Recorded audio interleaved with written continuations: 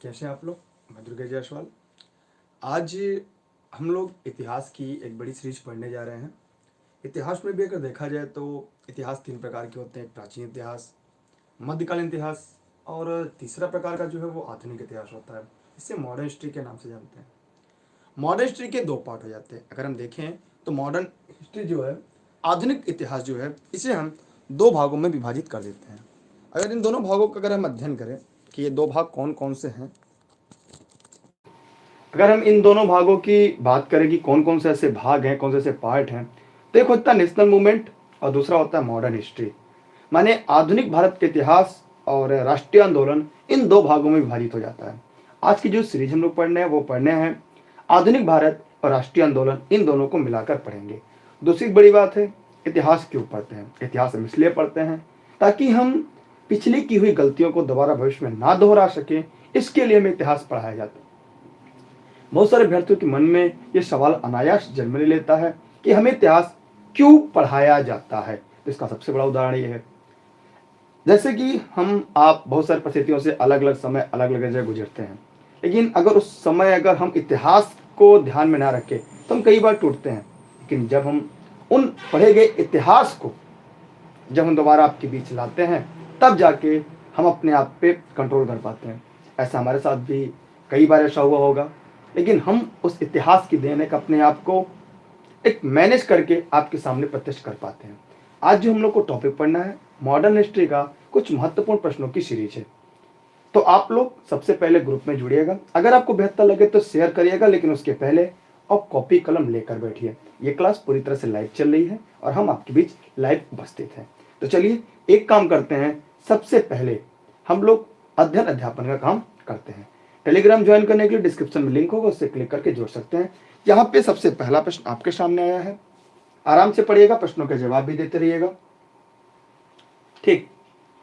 क्योंकि हार और जीत में बस आत्मविश्वास का फर्क होता है। मान लिया तो हार और ठान लिया तो जीत। निम्नलिखित में से कौन सी संधि ने पेशवा, देखिए संधि की बात कर रहा है, पेशवा बाजीराव द्वितीय। देखिए अब इतिहास में प्रथम द्वितीय का काफी बड़ा चेहरा देखने को मिलेगा कि स्वतंत्र अस्तित्व को समाप्त कर दिया। माने निम्नलिखित में से कौन सी संधि ने पेशवा बाजीराव के स्वतंत्र अस्तित्व को समाप्त कर दिया। तो बताइए आप लोग, क्योंकि कई दिन से ये भी कमेंट आ रहे थे, सर आप हिस्ट्री नहीं पढ़ा रहे, क्यों हिस्ट्री में नहीं आती क्या। ये ऐसी बात नहीं है। आज हम आपके सामने मॉडर्न हिस्ट्री लेकर आए हैं, नेशनल मूवमेंट को लेकर आए हैं। देखिए इसका उत्तर क्या है, आप लोग अलग अलग तरीके से जवाब दीजिएगा। अलग अलग लोग अलग अलग प्रकार का जवाब दे रहे हैं। इसका जो उपयुक्त विकल्प है वो आपका विकल्प 3 है, बेसिन की संधि। क्या है, बेसिन की संधि। आइए कॉपी कलम लिखिएगा, लिख लीजिएगा, थोड़ा सा लिखिएगा, क्योंकि हमारा उद्देश्य केवल आपको प्रश्न का विकल्प नहीं बताना है, हमारा उद्देश्य यह है कि आपको स्कोर करना है। अब कोई ये कैसे कह सकता है मुझे हिस्ट्री आती है, नहीं आती है, आना ना आना ये हमारी सोच का फर्क है, लेकिन हमें मेहनत ना करना ये तो गलत बात है। चलिए देखिएगा, जो बेसिन की संधि हुई थी, इसका अगर हम तिथि देखें तो ये 31 दिसंबर 1802 को हुई थी। कब हुई थी ये 31 दिसंबर जो हुई थी, 31 दिसंबर 1802 को हुई थी। कब हुई थी, 1802 को। ये 1802 को हुई थी, 31 दिसंबर 1802 को। यह पेशवा बाजीराव द्वितीय या पेशवा बाजीराव द्वितीय तथा द्वितीय के स्वतंत्र अस्तित्व के अन्य महत्वपूर्ण मराठों के लिए एक अपमानजनक संधि कह सकते हैं। यह अपमानजनक संधि थी। माने एक तरफ जो पेशवा ने अंग्रेजों को संरक्षण स्वीकार कर एक अंग्रेजी सेना पूना में रखना स्वीकार किया। फिर हम देखते हैं निजाम के जो चौथ प्राप्त करने का अधिकार छोड़ दिया गया, गायकवाड़ से शत्रुता न करने का वचन दिया गया। पेशवा ने सूरत नगर कंपनी को दे दिए। पेशवा ने अंग्रेजों के किसी शत्रु को न स्वीकार करना, शत्रु को न रखना स्वीकार किया। मतलब एक प्रकार से जो ये पेशवा संधि थी वो भारतीय इतिहास में एक अपमानजनक एक संधि थी, खासकर मराठों के लिए। किसके लिए, खास करके मराठों के लिए। इसलिए इसका जो उपयुक्त विकल्प होगा वो होगा बेसिन की संधि, जो 31 दिसंबर 1802 को एक तरह से मराठा और अंग्रेजों के बीच हुई थी। ठीक है, आगे बढ़ते हैं अगले प्रश्न की तरफ। अगला प्रश्न आपके सामने है, लाल किले में मुगल अस्तित्व किसके पतन के साथ समाप्त हुआ।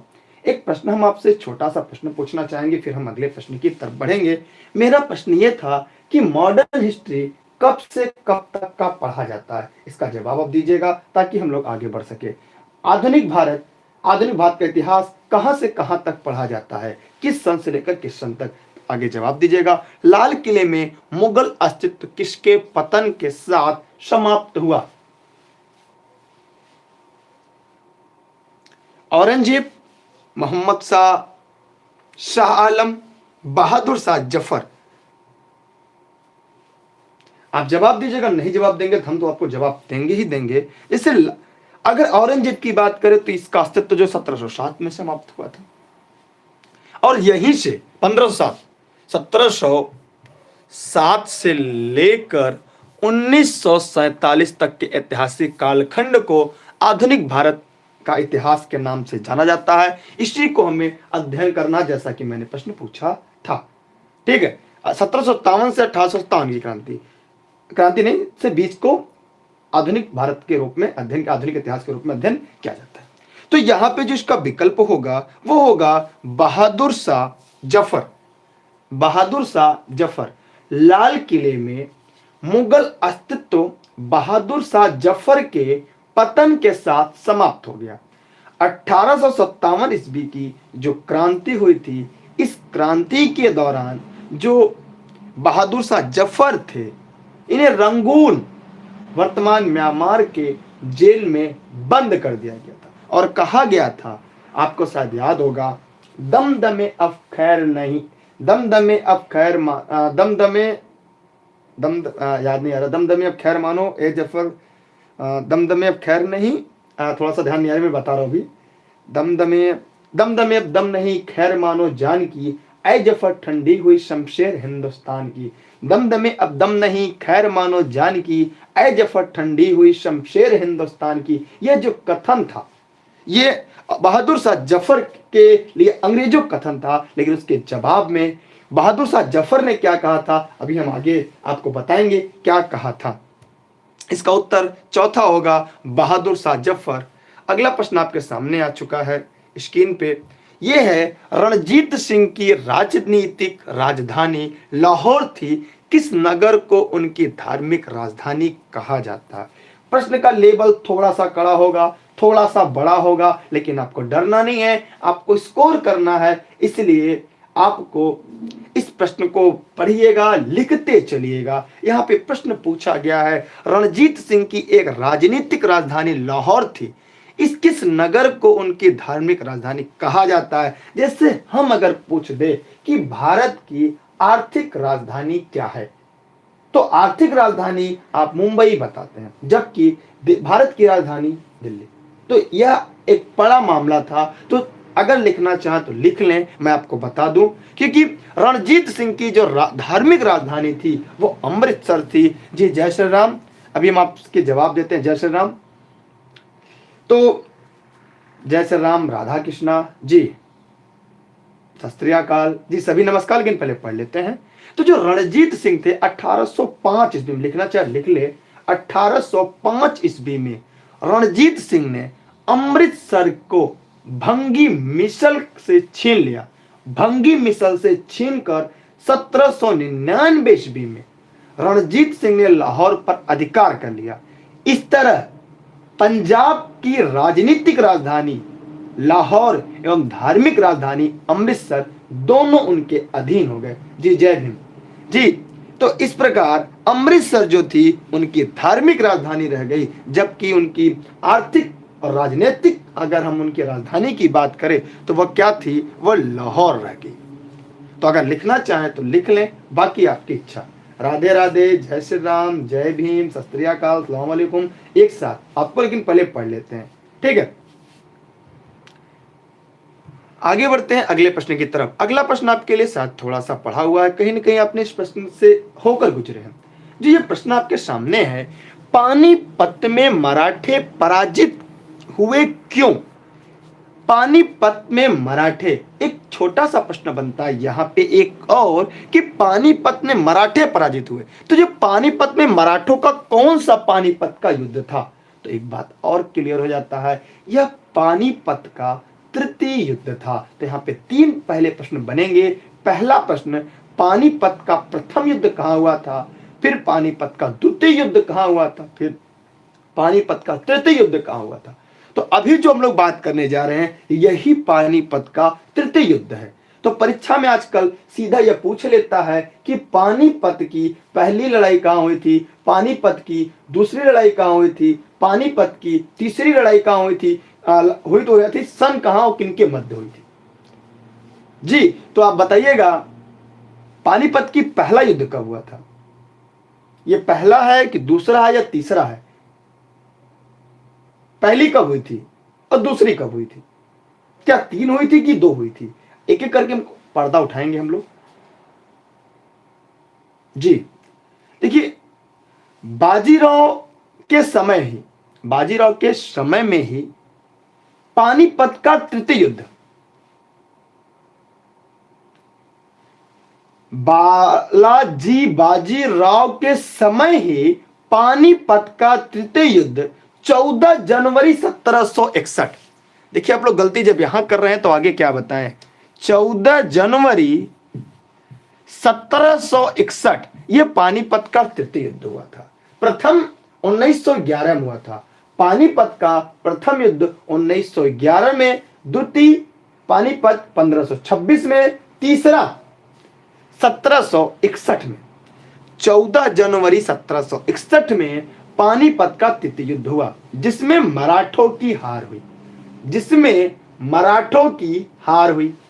इस हार को सह न पाने के कारण 1761 में बालाजी की मृत्यु भी हो गई, 1761 में बालाजी की मृत्यु भी हो गई।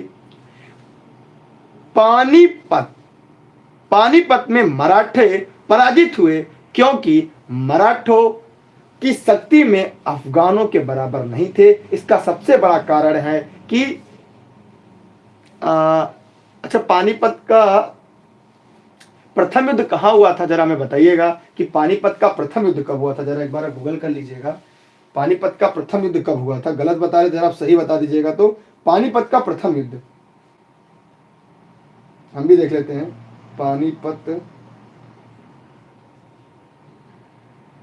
का प्रथम युद्ध, एक मिनट रुकिए हम भी देख लेते हैं।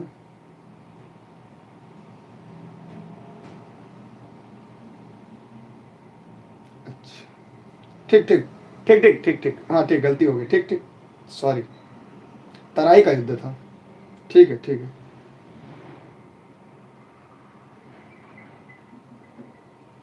ठीक है ठीक है सॉरी, ठीक ठीक प्रथम युद्ध पानीपत का 1526 में हुई थी, द्वितीय ने, ठीक ठीक है सॉरी।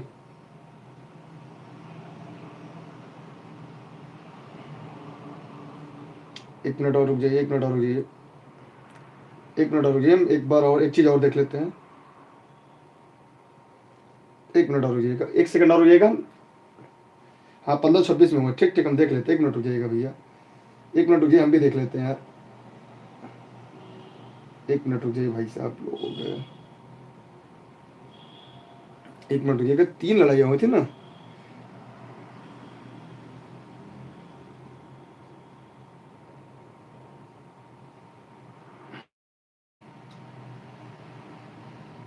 जी जी हाँ ठीक 3 हुई थी, हाँ ठीक, एक हुई थी 56 में बैराम खां से, ठीक ठीक ठीक ठीक सही है, ठीक ठीक हाँ 3 हुई थी, तीनों बारे में देख लेते हैं हम लोग। 3 युद्ध हुए थे, तीनों युद्ध के बारे में आपको बता दें। 1526 में पानीपत का फर्स्ट युद्ध हुआ था, ठीक, और द्वितीय जो हुआ है ये हुआ है 1556 में हुआ था, और तृतीय पानीपत का युद्ध 1761 में हुआ था, ठीक। ये तो आपको पता, ये मुगल उनके बीच हुआ था, और जो सेकंड हुआ था ये उस समय बैरम खां थे, अकबर के संरक्षक के रूप में थे, क्योंकि अकबर उस समय छोटा था, उम्र कम होने के नाते बैरम खां देखते थे, और उनके तथा हेमू के बीच हुआ था। हेमू भी एक तरह से देखा सेनापति था, वो भी सेनापति थे, दोनों में थोड़ा सा मायने अंतर है। 1761 की भी बात करें तो इस प्रकार पानीपत के ये 3 युद्ध हैं, ठीक है। चलिए तो यहाँ पे हमने देखा कि पानीपत का जो पराजित क्यों हुए, तो यहाँ पे उत्तर है मराठों में शक्ति अफगानों के बराबर नहीं थी, इसका विकल्प दूसरा सही है। ठीक है, आगे बढ़ते हैं। ठीक, आगे बढ़ते हैं। किस गवर्नर जनरल ने रोपड़ में रणजीत सिंह का बड़े सम्मान के साथ स्वागत किया था? बताइएगा, किस गवर्नर जनरल ने रोपड़ में रणजीत सिंह का बड़े सम्मान के साथ स्वागत किया था? देखिए, लॉर्ड विलियम बेटिक, लॉर्ड विलियम बेटिक नाम सुना होगा। देखिए देखिए लॉर्ड विलियम बेटिक, अगर इनका देखा जाए तो 1828 से 35 तक थे। लॉर्ड विलियम बेटिक जो थे, ये 1828 से लेके 1835 तक भारत में गवर्नर जनरल के रूप में अपने कृत्यों का निर्वहन किया। तो लॉर्ड विलियम बेटिक 1828 1835 तक थे। तो यहाँ पे नाम पूछा है तो उसका लॉर्ड विलियम बेटिक होगा। अगर इनके बारे में कुछ प्रमुख तत्व, ठीक है, इसके प्रमुख तथ्यों को वर्णन करना है तो लिख लीजिएगा कि लॉर्ड विलियम बेटिक ने रोपड़ में जो महाराणा रणजीत सिंह के बड़े सम्मान के साथ स्वागत किया था। ये लॉर्ड विलियम बेटिक जो थे 1828 में बंगाल का गवर्नर जनरल बनकर आए, बंगाल का गवर्नर जनरल बनकर आए। ईस्ट इंडिया कंपनी के रूप में जो प्रभाव था वो बंगाल पे छाया हुआ था। कंपनी को भी यह भय था कहीं जो रसिया है वो यूरोप में ना आ जाए और भारत में उस चपेट में ले ले अंग्रेज बाहर हो सकते हैं। इसी क्रम में कंपनी ने रणजीत सिंह से संपर्क बढ़ाना शुरू किया। रोपड़ में महाराजा से गवर्नर लॉर्ड विलियम बेटिक की मुलाकात हुई और मुलाकात का लक्ष्य था निरंतर मित्रता संधि थी। इस प्रकार रणजीत सिंह का रोपड़ में बड़े सम्मान के साथ स्वागत विलियम बेटिक ने किया, क्योंकि लॉर्ड विलियम बेटिक को यह डर था कि ईस्ट इंडिया कंपनी का जो साम्राज्य भारत में बढ़ रहा है कहीं उस पर रूस प्रश्न चिन्ह न लगा दे। इसकी वजह से उन्होंने लॉर्ड विलियम बेटिक का बड़े मित्रवत व्यवहार से स्वागत किया और उन्हें निरंतर मित्रता संधि भी बनाए रखी। अगले प्रश्न की तरफ हम आगे बढ़ते हैं। अगला प्रश्न है, नाना साहेब के नाम से कौन प्रसिद्ध था? इसमें से बताइएगा कि नाना साहेब के नाम से निम्नलिखित में से कौन ऐसा व्यक्ति है जो प्रसिद्ध था? जवाब दीजिएगा, आप लोग कमेंट करके जवाब दीजिएगा। तो यहां पे देखिएगा, नाना साहेब की बात करें तो इनका जो उत्तर साफ है, आपको पता होगा, बालाजी बाजीराव। देखिए, बालाजी बाजीराव को नाना साहेब के नाम से जाना जाता है। इनका शासनकाल 1740 से 1761 है। 1740 से 1761 है। इनके काल में मराठा राज्य का सर्वाधिक प्रसार हुआ। बालाजी बाजीराव के समय सबसे महत्वपूर्ण घटना पानीपत का तृतीय युद्ध हुआ। मैंने जस्ट अभी बताया कि पानीपत का तृतीय युद्ध इन्हीं के समय हुआ। इस युद्ध में अफगानिस्तान के शासक अहमद शाह अब्दाली ने मराठों को पराजित कर दिया। इस प्रकार इसका उत्तर बालाजी बाजीराव को नाना साहब के नाम से जाना जाता था। ठीक है, आगे बढ़ते हैं अगले प्रश्न की तरफ। अगला, मराठा राज्य का दूसरा प्रवर्तक किसे माना जाता है? मराठा राज्य का दूसरा प्रवर्तक किसे माना जाता है? मराठा राज्य का दूसरा प्रवर्तक किसे माना जाता है? राजाराम, बालाजी विश्वनाथ, बाजीराव प्रथम, बालाजी बाजीराव, किसको माना जाता है मराठा राज्य का दूसरा प्रवर्तक? लिख लीजिए, कॉपी कलम निकालिएगा, लिख लीजिएगा, फिर मैं आपको बता रहा हूं, पहले लिख लीजिएगा। बाजीराव विश्वनाथ जो 1713 से 20 तक का साम्राज्य, मराठा साम्राज्य का द्वितीय संस्थापक माना जाता है। लिख लीजिएगा, बालाजी विश्वनाथ 1713 से 1720, 1713 से 1720 इस साम्राज्य का या मराठा साम्राज्य का द्वितीय संस्थापक माना जाता है। 1713 में 1713 में शाहू ने इन्हें पेशवा नियुक्त किया। बालाजी विश्वनाथ का जो मुख्य सफलता थी वो 1719 में मुगल बादशाह की ओर से सैयद हुसैन अली द्वारा मराठों से की गई संधि सबसे बड़ा कारण था। इस संधि के अनुसार मुगल बादशाह ने शाहू को महाराष्ट्र और शाहू द्वारा विजित प्रदेशों का स्वामी मान लिया। अगर हम दक्षिण भारत की बात करें, दक्षिण भारत के 6 सूबों से चौथ और सर देशमुखी वसूल करने की अनुमति दे दी गई थी। इस प्रकार इस प्रश्न का जो विकल्प है वो 20 का राइट है। मराठा राज्य का दूसरा प्रवर्तक बालाजी विश्वनाथ को माना जाता है, जो 1713-1720 तक थे और इनकी नियुक्ति शाहू ने की थी। लिख लीजिएगा, इनकी नियुक्ति शाहू ने की थी। इनका पूरा नाम कमेंट करके आप जवाब दे सकते हैं। ठीक है, आगे बढ़ते हैं। अगला प्रश्न भी आपके सामने है।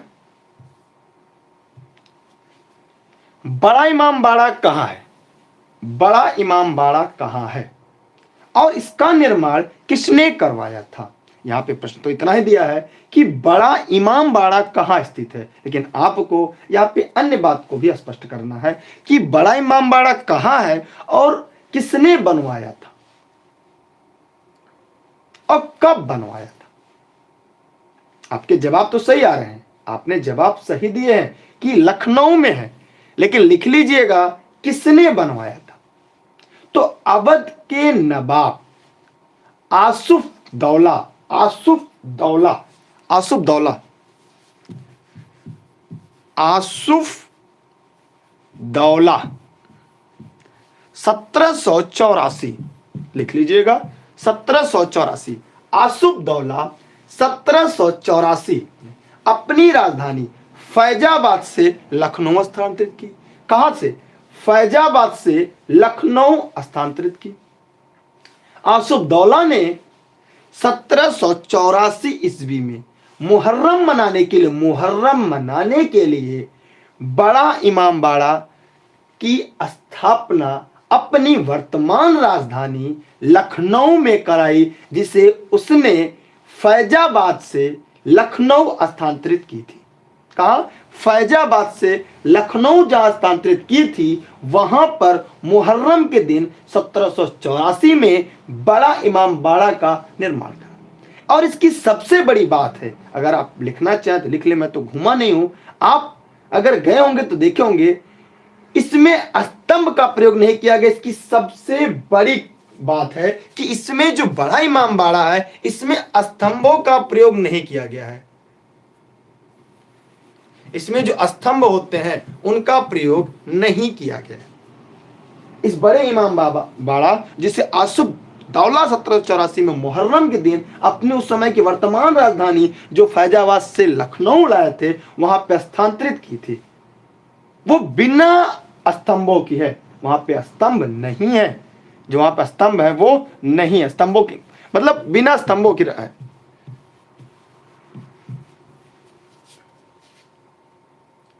ये आपके लिए, अगर आप कोई गया होगा तो वहां से जानता होगा, इसलिए इसका उत्तर ये सही है। आगे बढ़ते हैं। अगला प्रश्न काफी सरल है। इससे भी कुछ देर पहले हम लोगों ने इसका जिक्र किया था। ये बहादुर शाह कौन था? ये बहादुर शाह कौन था? बहादुर शाह के बारे में जानते रहे। ये बहादुर शाह द्वितीय की बात कर रहा है। बहादुर शाह द्वितीय, बहादुर शाह सेकंड की बात कर रहा है।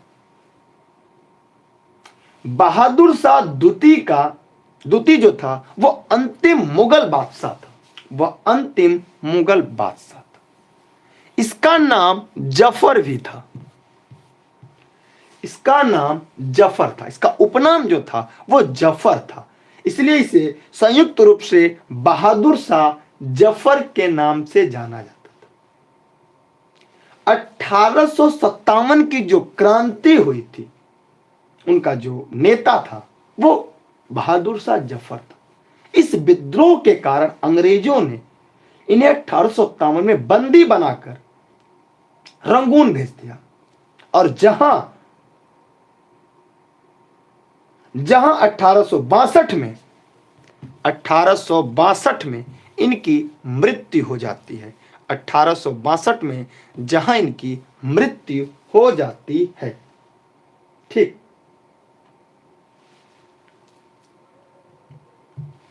अगर बताते समय कहीं किसी प्रश्न में अगर आपको दिक्कत हो जाती है, कहीं गलती हो जाती है, तो उसके लिए माफी चाहते हैं, हम भी इंसान हैं। ठीक है, डेटा काफी लंबा हो जाता है, किसी किसी प्रश्न में थोड़ी सी भूल हो जाती है। ठीक है, या तो लिख कर लाएं तो सही है, लिख कर नहीं पढ़कर आया जाता है, थोड़ी बहुत कन्फ्यूजन हो जाती है, काफी दिन का पुराना पढ़ा हुआ था, जैसे भी गलती हो गई थी उसमें पानीपत के युद्ध में, थोड़ा सा कन्फ्यूजन हो गया कि तृतीय 1761 पता था, द्वितीय कन्फ्यूजन हो गया। ठीक है, थोड़ा सा बहुत कन्फ्यूजन क्रिएट हो जाता है। इस वीडियो को आप सभी साथियों को शेयर भी जरूर कर दीजिएगा। ठीक है, तो यहां पे हमने देखा सिख सेना कहलाती थी। सिख सेना कहलाती थी, क्या कहलाती थी बताइए, और आपसे शेयर कर दीजिएगा। ऑनलाइन क्लास के लिए आप लोग 6306344367 पे जुड़िएगा, जहाँ पे आपको ऑनलाइन क्लास हमारी सभी जानकारी मिल जाएगी। टेलीग्राम पे जुड़िएगा, टेलीग्राम ऐप इंस्टॉल करेगा, सर्च करेगा दुर्गेश सर बिना स्पेस दिए, जुड़िएगा इलेनी भी दुर्गेश साथ, तो टेलीग्राम पे जुड़े रहिएगा, और फेसबुक पेज भी इलेनी भी दुर्गेश है। तो सिख सेना क्या कहलाती है ये देखते हैं, लिख लीजिएगा, इसके बारे में थोड़ा सा बता रहा हूँ। सिख के गुरु हरगोबिंद सिंह कौन थे? हरगोबिंद सिंह। सिख के गुरु हरि गोबिंद सिंह ने सर्वप्रथम सिखों में सैनिक की भावना पैदा की।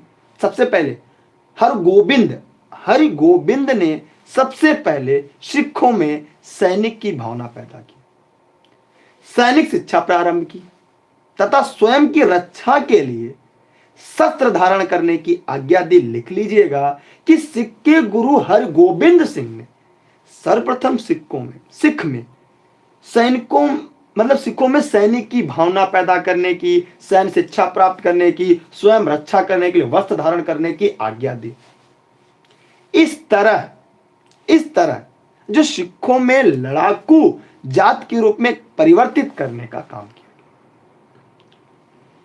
सिखों के जो 10वें गुरु थे, गुरु गोबिंद सिंह ने इस परंपरा को और आगे बढ़ाया। सिखों के 10वें गुरु, प्रश्न पूछता है कौन? 10वें गुरु। क्रम भी पूछेगा अभी आगे परीक्षा में, अभी इसी प्रैक्टिस सेट में, अगले प्रैक्टिस सेट में क्रम भी पूछता है। सिख के 10वें गुरु गुरु गोबिंद सिंह ने इस परंपरा को 1699 में और आगे बढ़ाया। गुरु गोबिंद सिंह जो सिखों के 10वें गुरु थे, 1699 में इस परंपरा को और आगे बढ़ाया, में खालसा पंथ की स्थापना की, और गोबिंद सिंह ने 80,000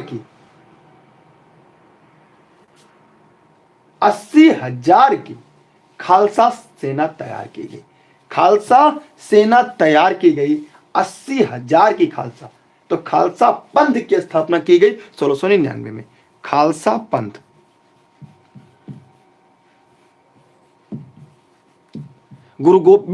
सिख के 10वें गुरु गुरु गोबिंद सिंह 1699 में खालसा पंथ की स्थापना की, जहां पे उन्होंने 80,000 खालसा 80,000 की खालसा सेना तैयार की। ठीक है, आगे बढ़ते हैं।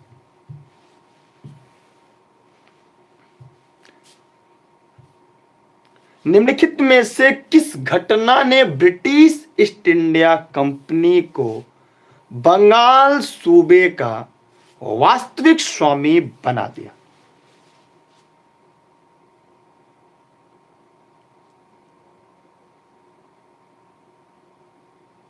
निम्नलिखित में से किस घटना ने ब्रिटिश इंडिया कंपनी को बंगाल सूबे का वास्तविक स्वामी बना दिया?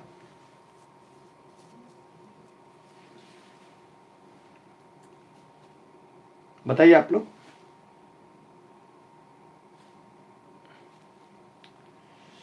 कुछ के जवाब सही हैं, कुछ के जवाब गलत है।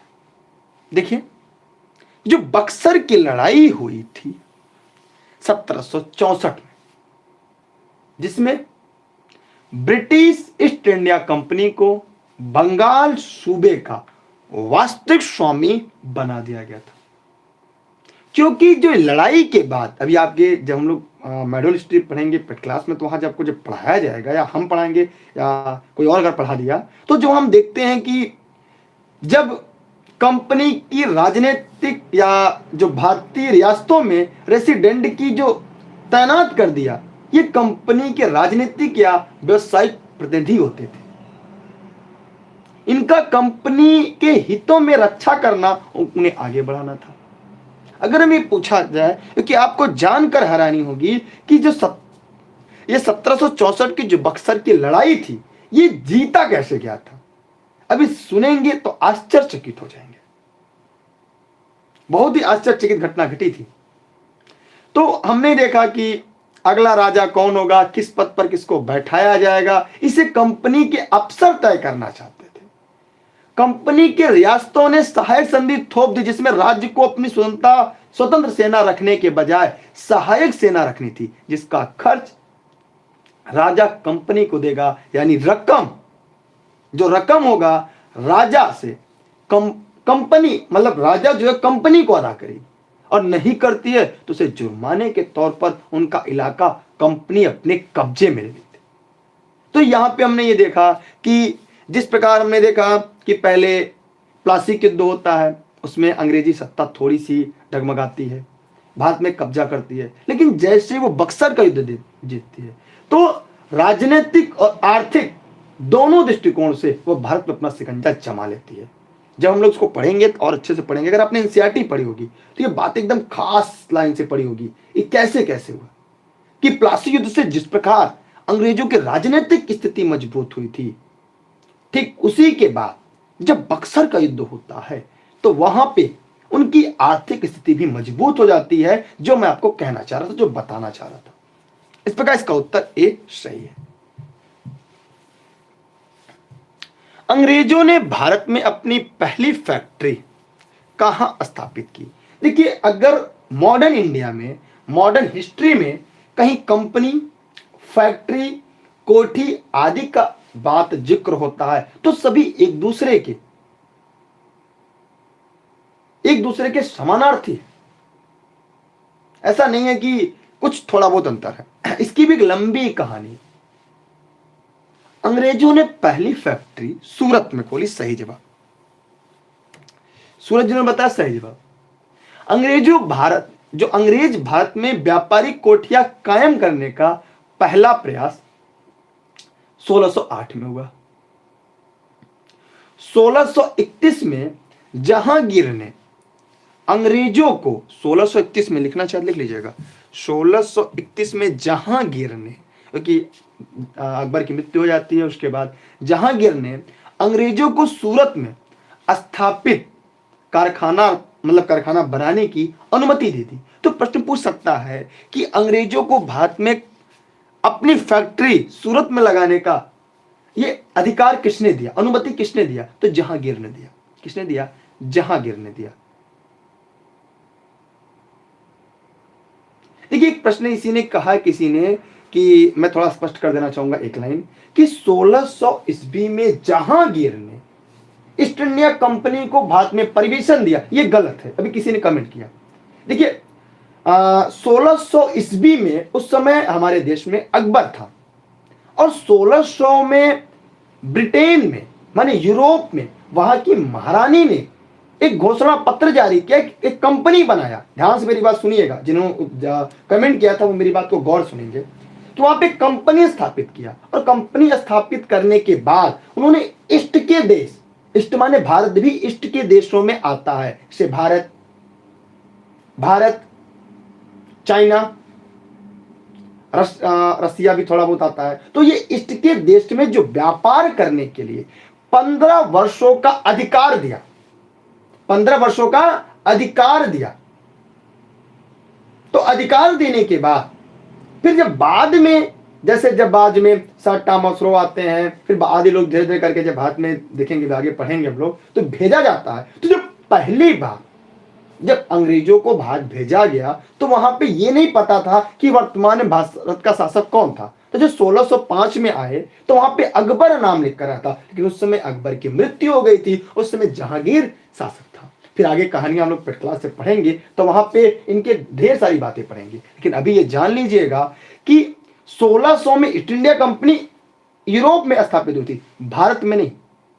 बात को समझ लीजिएगा, क्योंकि उस समय भारत में नहीं आई थी। वहां पे एक अधिकार पत्र लाया गया था जहां पे 15 वर्षों को ईस्ट की देशों में व्यापार करने की अनुमति मिली थी।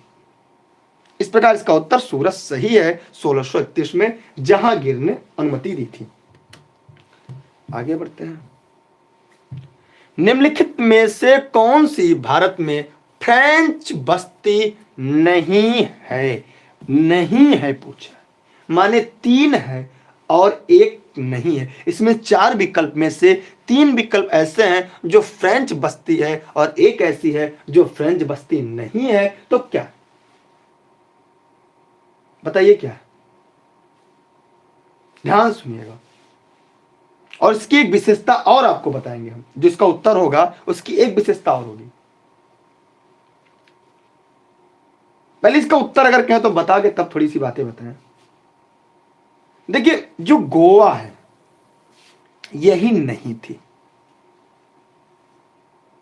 कहेंगे सर गोवा क्यों नहीं थी? गोवा फ्रांसीसियों की बस्ती नहीं थी। गोवा बस्ती पुर्तगाली की थी। पुर्तगाली किसकी? पुर्तगाली, पुर्तगालियों की थी भैया। ये पुर्तगालियों की बस्ती थी। अब पूछा जाए भारत में सबसे पहले कौन, तो पुर्तगाली आए थे। तो गोवा बस्ती पुर्तगालियों की थी। पुर्तगाली गवर्नर अल्बुकर्क ने 1510 में अल्बुकर्क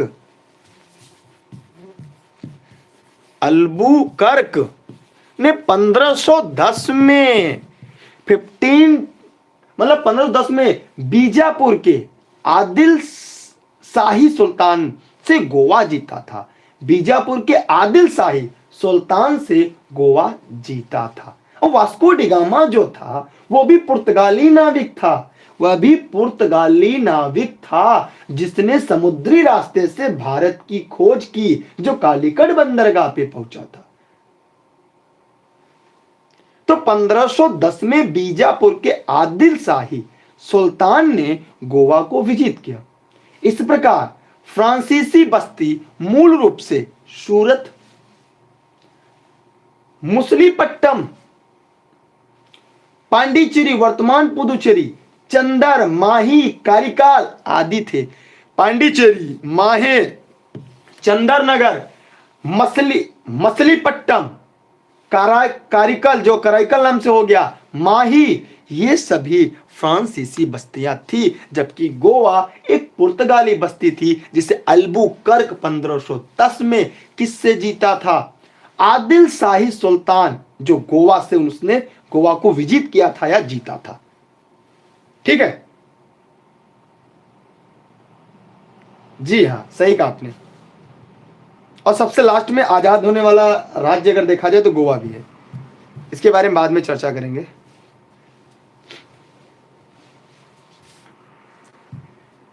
अंग्रेजों ने निम्नलिखित स्थानों पर जिस क्रम में अपने व्यापार केंद्र स्थापित किए उनका सही कालानुक्रम क्या है? जवाब दीजिए। सही कालानुक्रम क्या है? अभी तो सूरत का जस्ट क्लियर हुआ।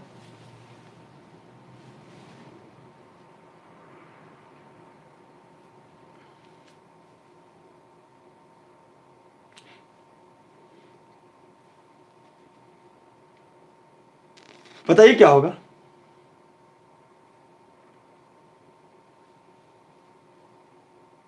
जिसका तीसरा सही है।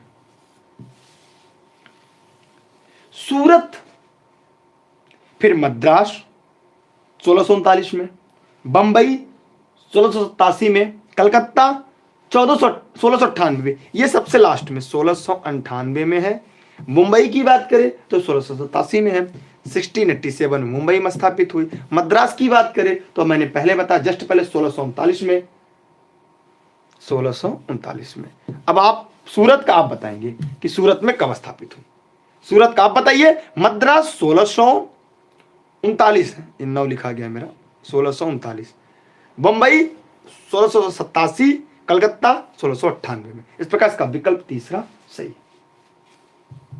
स्क्रीनशॉट चाहे तो ले लें, स्क्रीनशॉट चाहे तो ले लें, बाकी आपकी इच्छा।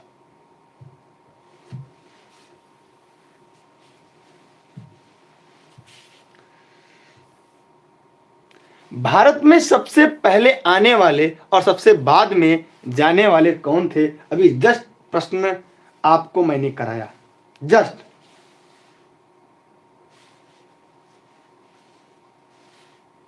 भारत में सबसे पहले आने वाले और सबसे बाद में जाने वाले,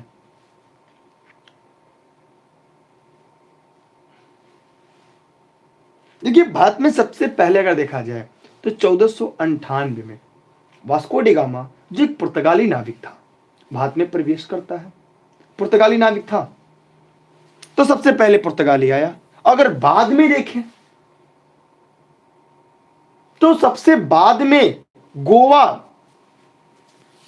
1961 दिसंबर में सबसे बाद में गए। 1961 दिसंबर में सबसे बाद में गए। आए सबसे पहले, गए सबसे बाद में। तो आज इतने ही प्रश्नों को हल कर लिया जाए। बताइए, एक प्रश्न और ले लिया जाए। चलिए,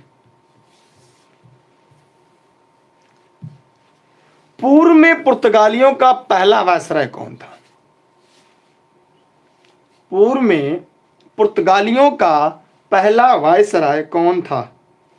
Albuquerque, Joao de Castro, Francisco de Almeida, Nuno da Cunha. बताइए, प्रारंभ में पूछ रहा है, पूर्व में पुर्तगालियों का पहला। देखिए, अगर हम यहां पे देखें, कुछ बातें हमारे काम की है। जी आप लोगों ने सही बताया, फ्रांसिस्को डी अल्मेडा सही जवाब है। फ्रांसिस्को डी अल्मेडा 1505 से 1509 को पहला पुर्तगाली गवर्नर बनाया गया। देखिए, 1505 से 1509, 5 से 9,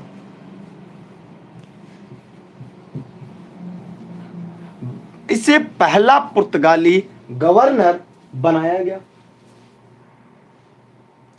अल्मीडा, फ्रांसिस्को डी अल्मीडा 1508 में संयुक्त मुस्लिम नौसैनिक बेड़े गुजरात, मिस्र, तुर्की, गुजरात, मिस्र, तुर्की से चौल के समीप युद्ध हुआ, जिसमें वह पराजित हुआ और उसका पुत्र मारा गया।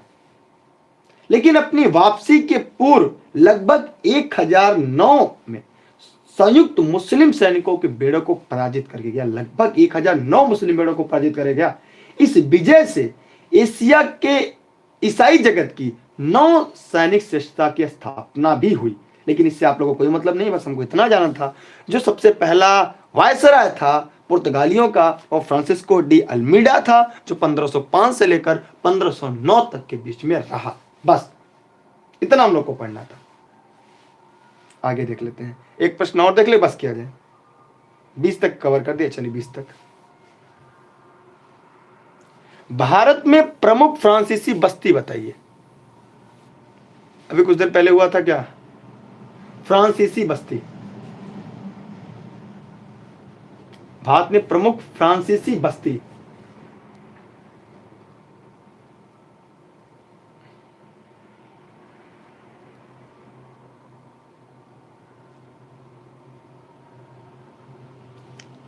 जी हाँ, अभी कुछ देर पहले हम लोग पढ़ा था पांडिचेरी। आइए इसके बारे में थोड़ा सा लिख लेते हैं।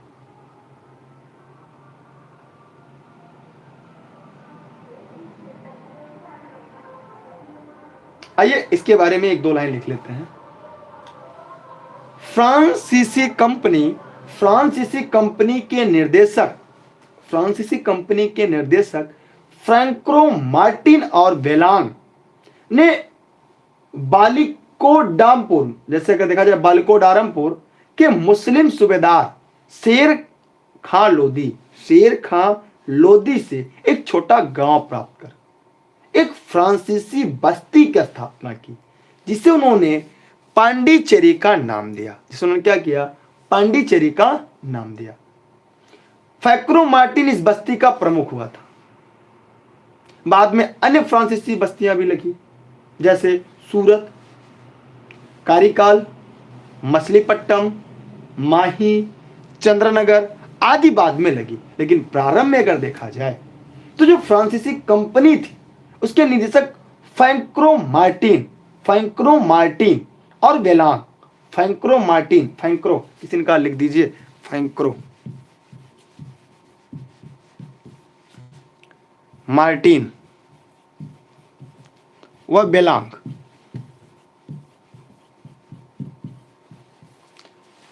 फैंक्रो मार्टिन व बेलांग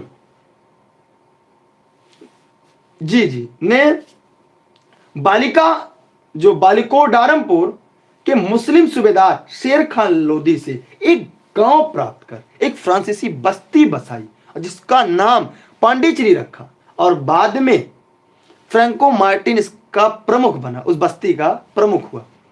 तो बस आज के लिए इतना, या 20 तक पढ़ लेते। अच्छा, तो इसकी स्क्रीनशॉट चाहे तो कर ले, नहीं बाकी आपकी इच्छा।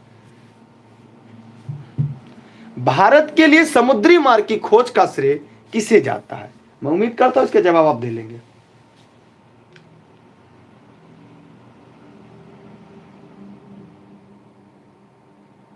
बताइए, इसका जवाब आप दे लीजिएगा। भारत के लिए समुद्री मार्ग की खोज का श्रेय किसे जाता? फ्रांसीसियों, डचों, पुर्तगालियों, अंग्रेजों? अभी कुछ देर पहले हमने कॉन्सेप्ट क्लियर किया था। अगर जो प्रारंभ से क्लास ले रहे होंगे उन्हें इस बात का पता होगा कि इसका मेन विकल्प क्या है। देखिए, पुर्तगालियों। अभी कुछ देर पहले मैंने कहा था कि भारत के लिए समुद्री मार्ग की खोज करने का श्रेय पुर्तगालियों को जाता है। 17 मई 1498, दिन तो आपको याद होगा, 17 मई 1498 वास्को डिगामा कालीकट बंदरगाह पे पहुंचा।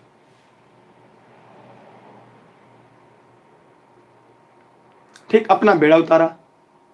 कालीकट में हिंदू राजा जमोरिन ने उसका स्वागत किया। जमोरिन, ये भी पूछता किसने उसका स्वागत किया? जमोरिन ने उसका स्वागत किया। जमोरिन ने उसका स्वागत किया और उसे मसालों की, जड़ी बूटी इत्यादि ले जाने की आज्ञा दी। बाकी आगे पढ़ेंगे। वो जाता है वहां पे, जब मसाले बेचता है तो 60 गुना ज्यादा रकम प्राप्त होता है। जी, 17 मई 1498। स्क्रीन शॉट चाहे तो कर सकते हैं या नहीं। अगर ये पूछा जाए कि वास्को डिगामा जो था, कालीकट के जो बंदरगाह थी, किस बंदरगाह पर अपना बेड़ा उतारा था? किसी को पता है? किस बंदरगाह पे? कालीकट का कौन सा बंदरगाह था? लिख लीजिएगा।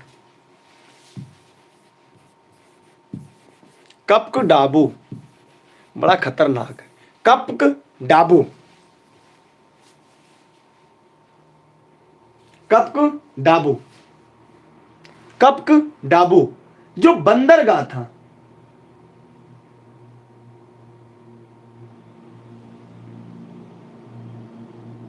ठीक, कप्क डाबू बंदरगाह पे जो कालीकट का बंदरगाह था, वहां पे सबसे पहले वास्को डी गामा ने अपना बेड़ा उतारा था। आगे बढ़ते हैं। निम्न में से कौन सा भारत आने वाला पहला अंग्रेज जहाज था? अब बताइए।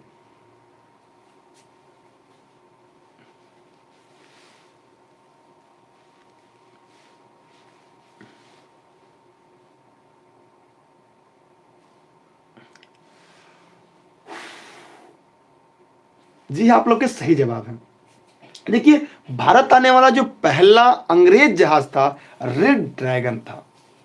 कौन था? रेड ड्रैगन था,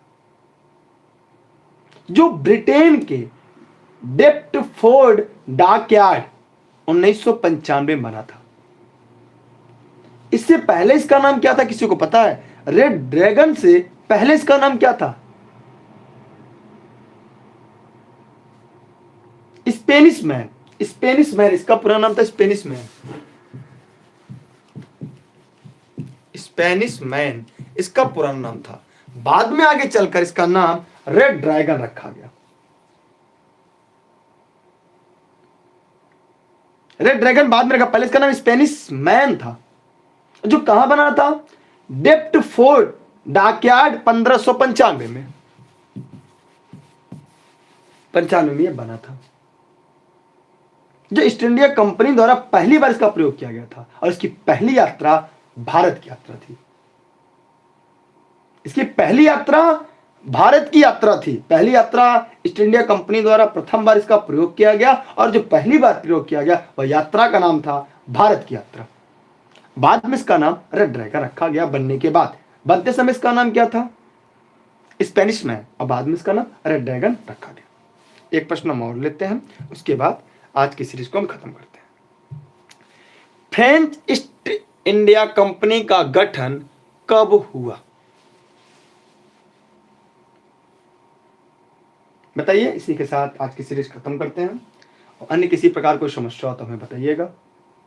और ऑनलाइन क्लास के लिए कई लोग पूछ रहे हैं कब से, तो उसके लिए आप 6306344367 पर व्हाट्सएप करिएगा, आपको ऑनलाइन क्लास नोट संबंधित सारी जानकारी उपलब्ध कर दी जाएगी।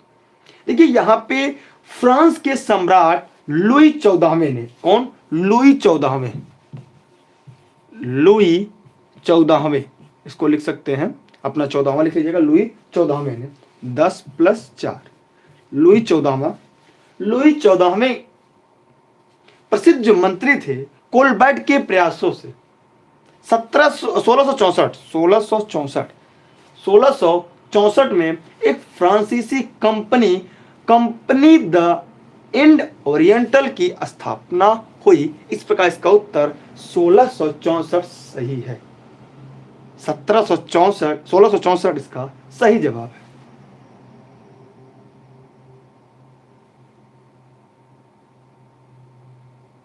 ठीक है, लुई 14वें जी, कोलबर्ट, इसके मंत्री का नाम था कोलबर्ट,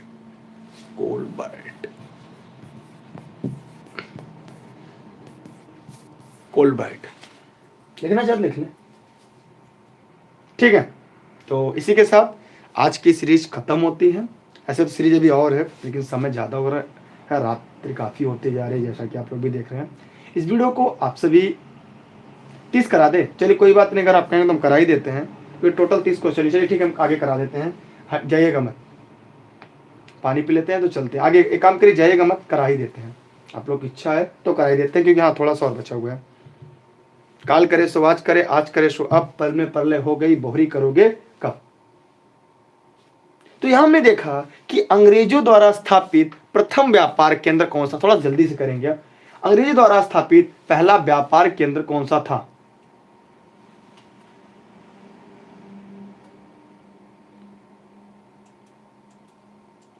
बताइए। अंग्रेजों द्वारा स्थापित पहला व्यापार केंद्र कौन सा था, कलकत्ता, सूरत, मद्रास, मुंबई।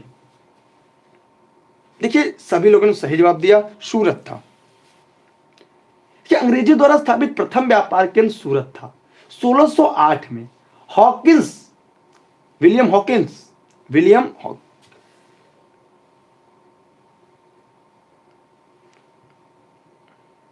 एक मिनट रुकिएगा।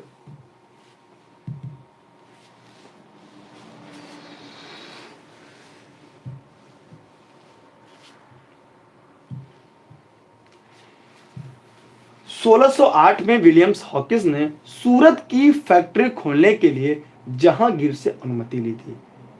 ठीक, जहांगीर ने अनुमति दे दी, किंतु पुर्तगालियों के शत्रुतापूर्ण कारनामों और सूरत सौदागरों के विरोध के कारण फिर बाद में अनुमति रद्द कर दी गई, और फिर पुर्तगालियों को पराजित करने के कारण जहांगीर अंग्रेजों से प्रभावित होकर 1613 में अंग्रेजों को सूरत में स्थापित कारखाना था उसे स्थापित करने की अनुमति दो दी। यहां दो बातें हैं, एक आता है 1608, दूसरा आता है 1613। इन दोनों के बारे में मैंने बातें जो बताई देख लीजिएगा। देखिए 1608 में हॉकिंस ने, जो विलियम हॉकिंस था, ने सूरत फैक्ट्री खोलने के लिए जहांगीर से अनुमति मांगी। 1608 में अनुमति मांगी, जहांगीर ने अनुमति दे दी, किंतु पुर्तगालियों के शत्रुतापूर्ण व्यवहार के जो कारनामे थे, सूरत का जो सौदागरों ने विरोध उस समय करना शुरू कर दिया, इसके बाद उस अनुमति को रद्द कर दिया।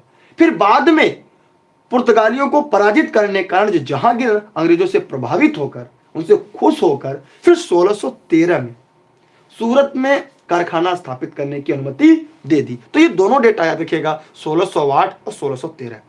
क्या आप कंफ्यूजन आपको होगी? नहीं होगी। पहली बार तो मिला, किंतु वहां पे खासकर वहां के जो स्थानीय व्यापारी थे उन्होंने विरोध किया, और जब विरोध किया तो उन्होंने अनुमति रद्द कर दिया। फिर पुर्तगालियों को हराने के नाते इनसे खूब प्रभावित हुए जहांगीर, और फिर 1613 में दोबारा अनुमति मिलती है।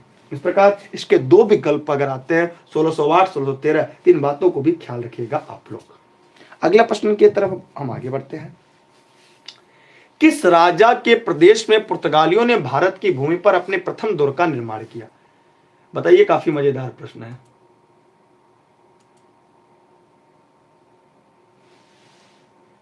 जवाब दीजिएगा।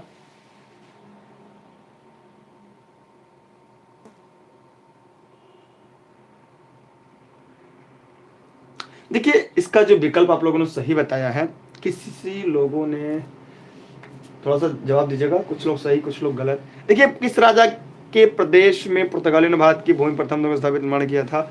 यहाँ पे देखिए, अगर यहाँ पे नाम अगर जानेंगे तो नाम आपको पहले से पता है, लेकिन आइए इसके बारे में पहले लिख लेते हैं, फिर आप बताइएगा।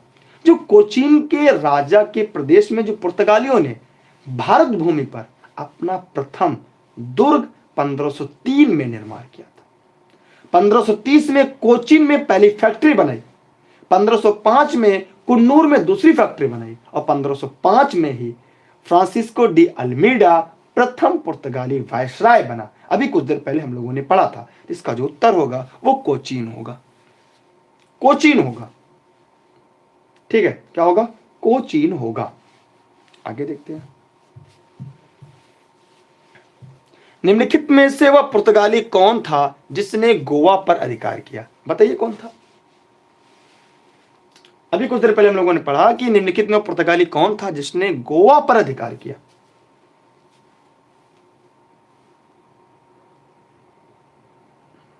देखिए, अल्फोंसो डे अल्बुकर्क,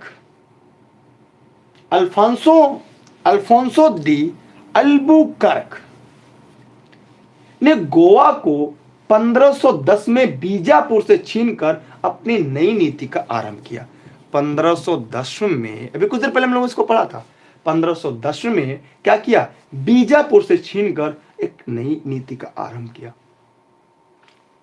अगर गोवा के बारे में जानेंगे तो गोवा एक उत्तम प्राकृतिक बंदरगाह किला था, जिसकी स्थिति स्मारक थी, जहां पुर्तगाली के मालाबार व्यापार नियंत्रित करते थे। इसलिए गोवा पुर्तगालियों के व्यापारिक और राजनीतिक क्रियाकलापों का प्रमुख केंद्र के रूप में उपयुक्त हुआ। अल्बुकर्क गोवा को पुर्तगालियों की पहली राजधानी भी बनाया। जो अल्बुकर्क था उसने गोवा को अपनी पहली राजधानी भी बनाया, और सबसे पहले पुर्तगाली गोवा में आए, और सबसे बाद में दिसंबर 1961 में सबसे बाद में गोवा से गए। सबसे पहले पुर्तगाली आए और सबसे बाद में गए, और गोवा भारत का सबसे छोटा राज्य है क्षेत्रफल के दृष्टिकोण से। ठीक है, किसी ने जवाब दिया, मैंने आपको बता दिया। इसकी स्क्रीनशॉट याद कर सकते हैं, बाकी आपकी इच्छा। निम्न में से कौन सा स्थान भारत में पुर्तगालियों का मुख्यालय था? अभी कॉन्सेप्ट क्लियर हुआ जस्ट, कि निम्न में से कौन सा स्थान भारत में पुर्तगालियों का मुख्यालय था? अभी कुछ देर पहले हमने एक कॉन्सेप्ट किया, गोवा। अभी जस्ट हम लोगों ने पढ़ा था, गोवा में व्यापारिक राजनीतिक कार्यकलाप का प्रमुख केंद्र के रूप में उभर कर सामने आया। अल्मीडा के बाद अल्बुकर्क गवर्नर बना। भारत में जो पुर्तगीज शक्ति का जो वास्तविक संस्थापक अल्बुकर्क को माना जाता है, अल्बुकर्क को वास्तविक संस्थापक माना जाता है अल्मीडा के बाद। इसने कोचीन को अपना मुख्यालय बनाया। किसको? कोचीन को बनाया। लेकिन आगे चलकर सरकारी कार्यालय कोचीन से गोवा स्थानांतरित कर दिया गया। आगे चलकर कोचीन से उसे गोवा स्थानांतरित कर दिया गया। इस प्रकार गोवा भारत में पुर्तगाली राज्य की औपचारिक राजधानी बनकर रह गई। इसलिए इसका जो विकल्प सही होगा वो दूसरा सही होगा। पहले कोचीन को बनाई गई थी लेकिन बाद में स्थानांतरित कर दी। कहां? गोवा। और गोवा लंबे समय तक बनी रही। किसकी? पुर्तगालियों की।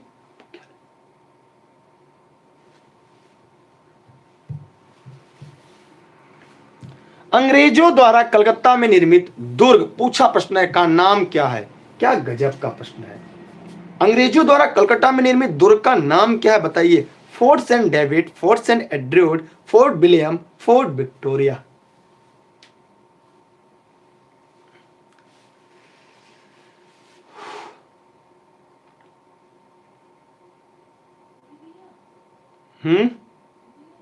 नहीं, देखिए इसका, देखिए इसमें जो फोर्ट विलियम है, फोर्ट विलियम ध्यान देखिएगा, ये फोर्ट विक्टोरिया तो है, वहां विक्टोरिया मेमोरियल है, फोर्ट नहीं है, विक्टोरिया मेमोरियल है। फोर्ट विलियम अंग्रेजों द्वारा कलकत्ता में निर्मित एक दुर्ग था। बर्धमान जिले के एक जिम्मेदार, जो जिलेदार जमींदार होते थे, शोभा सिंह के विद्रोह के कारण अंग्रेजों को 1696 ईस्वी में अपनी नई कोठी की किलेबंदी की अनुमति मिल गई। बंगाल के सूबेदार अजीम उस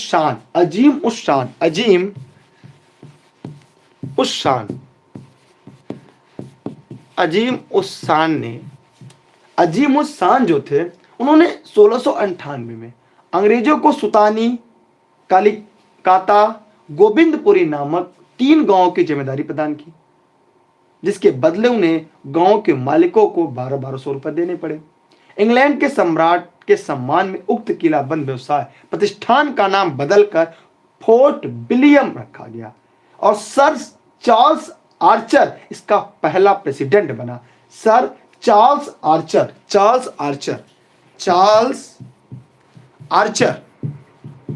इसका पहला प्रेसिडेंट बना। आर्चर, चार्ल्स आर्चर, सर लगा सकते हैं, सर चार्ल्स आर्चर इसका पहला प्रेसिडेंट बना। किसका? फोर्ट विलियम का पहला प्रेसिडेंट बना।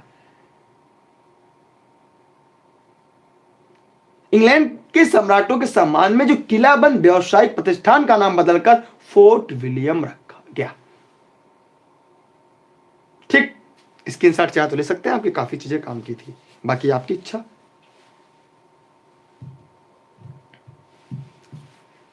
केप ऑफ गुड होप के रास्ते भारत तक के समुद्री मार्ग की खोज किसने की? ये सब रटे रटाए प्रश्न है।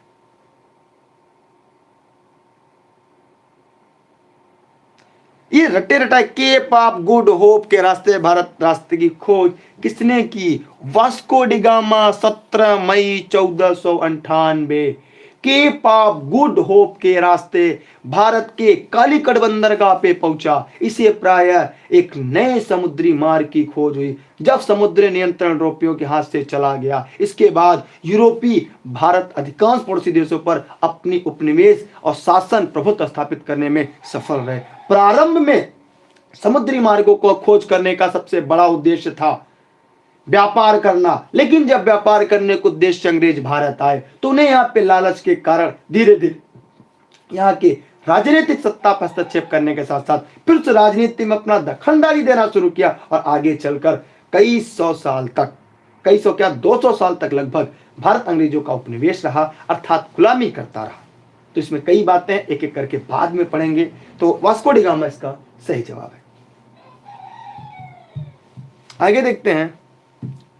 इसके साथ भारत में ब्रिटिश को फ्रांसीसी चुनौतियों का अंत हुआ।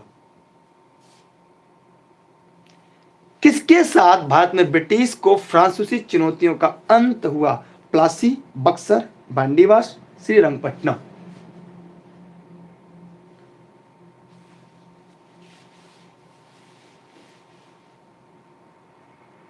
आराम से बताइए, कोई जल्दबाजी नहीं है।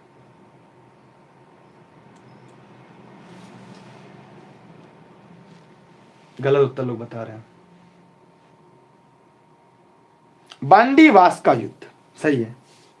बांडीवास का युद्ध के साथ भारत में अंग्रेजों ने फ्रांसीसी चुनौतियों का अंत कर दिया, क्योंकि इसमें फ्रांसीसियों की भयंकर वाली हार हुई थी। जो बंडीवास का युद्ध था उसमें फ्रांसीसियों की भयंकर वाली हार हुई थी, ठीक अंग्रेजों से हुआ था, याद रखिएगा। आगे, भारत में पुर्तगाली सत्ता की वास्तविक नींव रखने वाले महानतम पुर्तगाली गवर्नर कौन थे? अतः ये काफी कुछ देर पहले हम लोगों ने पढ़ा था, तो इसलिए कहते हैं ना कि मेरी क्लास जो है पूरी थियरी की तरह चलती है, चाहे आप ज्योग्राफी की पढ़े, पॉलिटी की पढ़े, मॉडर्न हिस्ट्री पढ़े, क्योंकि देखिए एशियंट हम मॉड्यूल नहीं पढ़ाते और एशियन भी नहीं पढ़ाते, मॉडर्न पढ़ाते हैं, क्योंकि मॉडर्न पढ़ने में मजा आता है। मॉडर्न हिस्ट्री हुआ और ज्योग्राफी, इकोनॉमी, पॉलिटी, मैथमेटिक्स, तो मॉडर्न हिस्ट्री मजा आता है पढ़ने में, क्योंकि बिपिन चंद्रा, स्पेक्ट्रम, एनसीईआरटी और उसके बाद बहुत सारे प्रश्न पेपरों को सॉल्व करने के बाद काफ़ी मज़ा आता है। इसमें नेशनल मूवमेंट और मज़ा आता है पढ़ने में। इसमें देखिए भारत में पुर्तगाली सत्ता की वास्तविक नींव रखने की महानतम पुर्तगाली गवर्नर अल्बुकर्क था। कौन था? अल्बुकर्क। इसका पूरा नाम अल्फांसो डी अल्बुकर्क। ये 1509 से 15 तक रहा। भारत में पुर्तगाली शक्ति का वास्तविक संस्थापक माना जाता है। इसने कोचीन में अपना मुख्यालय बनाया, कुछ देर पहले हम लोगों ने पढ़ा था। 1510 में अल्बुकर्क बीजापुर के आदिल शाही सुल्तान से गोवा भी जीत लिया था, जैसे हम लोगों ने पढ़ा भी कुछ देर पहले। तो इस प्रकार क्या है? अल्बुकर्क इसका सही जवाब है। अगला है, अंग्रेज शासक चार्ल्स द्वितीय को किसकी राजकुमारी से विवाह करने के लिए बंबई दहेज में दिया गया? काफी मजेदार प्रश्न है, मैं उम्मीद करता हूं इसके जवाब आप सभी देंगे। अंग्रेज शासक चार्ल्स द्वितीय को किसकी राजकुमारी से विवाह करने के लिए मुंबई या बंबई दहेज में दिया गया था? फ्रांस, पुर्तगाल, हॉलैंड, डेनमार्क। बताइए, इंडिया के जमीन को, हिस्सेदारी को कोई और लेकर कोई और किसी और को दहेज में दे रहा। देखिए, पुर्तगाल इसमें सही जवाब। कुछ लोग हॉलैंड बता रहे हैं, हॉलैंड नहीं होगा। 1661 में, कब? 1661 में। 1661 में इंग्लैंड के राजा चार्ल्स द्वितीय ने विवाह पुर्तगाली राजकुमारी कैथरीन के साथ हुआ। कैथरीन नाम लिखना चलिए, कैथरीन के साथ हुआ। और जब कैथरीन के साथ उनका विवाह हो गया तो दहेज के स्वरूप में पुर्तगालियों ने चार्ल्स द्वितीय को दहेज के रूप में मुंबई, एक द्वीप, प्रदान किया। 1668 में चार्ल्स द्वितीय ने मुंबई का द्वीप 10 पाउंड वार्षिक किराया लेकर ईस्ट इंडिया कंपनी को दे दी। ध्यान सुनिएगा। 61 में दहेज मिला उनको कैथरीन राजकुमारी से विवाह करने के नाते। फिर 7 साल के बाद, 7 वर्षों के बाद 1668 में वो 10 पाउंड वार्षिक, 10 पाउंड वार्षिक किराया लेकर ईस्ट इंडिया कंपनी को दे दिया। 1687 में सूरत की जगह बंबई अंग्रेजों को मुख्य व्यापारिक बस्ती बन गई। सूरत की जगह कब? 68 में लिए और 87 में। 87 में जगह क्या होती है? सूरत की जगह मुंबई अंग्रेजों की मुख्य व्यापारिक नगरी बन गई। ठीक है। अच्छा, कुछ कई प्रश्न आ रहे, कैसे तैयार करते हैं?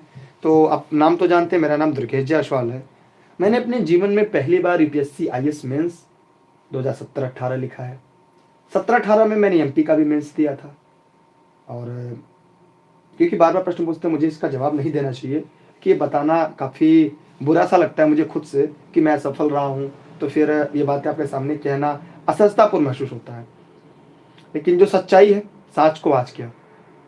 और बेशक मैं अंतिम रूप से चयनित नहीं हो पाया, ये मेरा मेहनत में कोई कमी रह गई, या बहुत सारी चीज़ें ऐसी थी कि जिसकी वजह से अंतिम रूप से मेरा चयन नहीं हो सका। कि मैंने पहली बार ज़िंदगी में आईएएस मेंस लिखा, एमपीएससी मेंस दिया, इंटरव्यू भी फेस किया। फिर आईएएस मेंस में पता नहीं क्या ऐसा रीजन रह गया, कमियाँ क्या रहेगी कि शॉर्ट लिस्टेड नहीं हो पाया इंटरव्यू के लिए। और फिर आगे चलकर बीटीसी 15 बैच से किया, 2 बार एसएसटी क्वालिफाई है, 10+2 क्वालिफाई है, 2 बार एसएससी पीएसआई क्वालिफाई है। तो कमियां रह गई होंगी, इस वजह से नहीं हुआ। तो वो सब बातें फिर कभी अदा कदा होंगी, पहले पढ़ लेते हैं। तो जो मेहनत किया गया था, तो मेहनत कहीं बाहर नहीं जाती, तो उसका कहीं ना कहीं उपयोग हो ही जाता है। आगे चलते हैं। यहाँ पे है, आपको अगर बेहतर क्लास लगा के कुछ मत करके लोगों को बताइए, शेयर करिएगा, बस कमी लगे वही बताइएगा।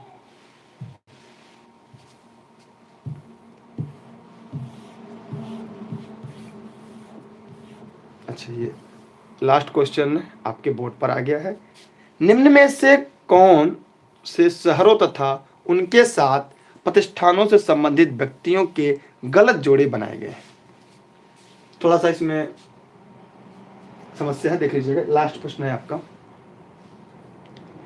पांडिचेरी फ्रांसीसी मार्टिन, इसमें गलत जोड़ा बात कर रहा है, मतलब 3 से 1 गलत है। अहमदाबाद अमहत्सा फर्स्ट, मद्रास फ्रांसीसी डे, कलकत्ता रॉबर्ट क्लाइव। क्या इसमें गलत है?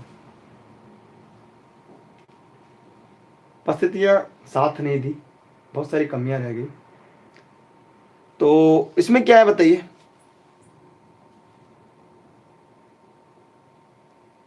इसका देखिए, कलकत्ता जो दिया है, कलकत्ता और कोलकाता हो गया नाम, रॉबर्ट क्लाइव। देखिए, चारनाक,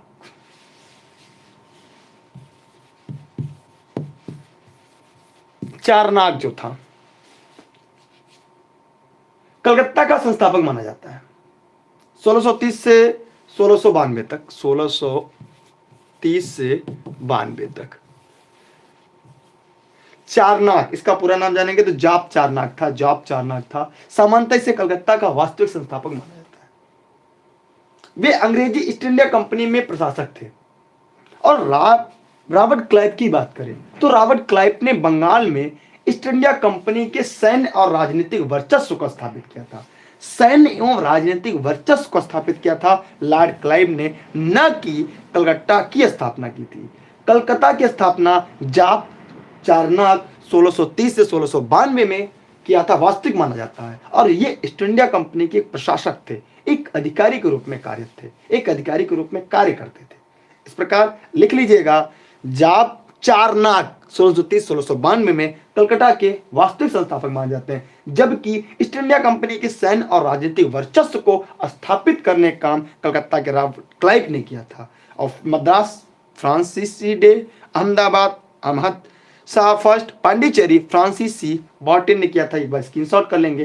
3 आपको, चारों आपके लिए काम का है, ये महत्वपूर्ण है। ये सभी किताबों में नहीं मिलती, ये आपको कुछ किताबें जैसे बिपिन चंद्रा जी में कुछ मिल जाएंगे, कुछ चीज़ें स्पेक्ट्रम मिल जाएंगी, कुछ एनसीईआरटी मिल जाएंगी। जैसे अगर हिस्ट्री की एनसीईआरटी की बात करें, देखें ये वैसे तो मेरे पास पूरी एनसीईआरटी है, ये केवल 6 to 8 की है, इंटर की 4 एनसीईआरटी देख रहे हैं। ये इतिहास ही है, 11-12 की एनसीईआरटी है, ये पूरा एनसीईआरटी है।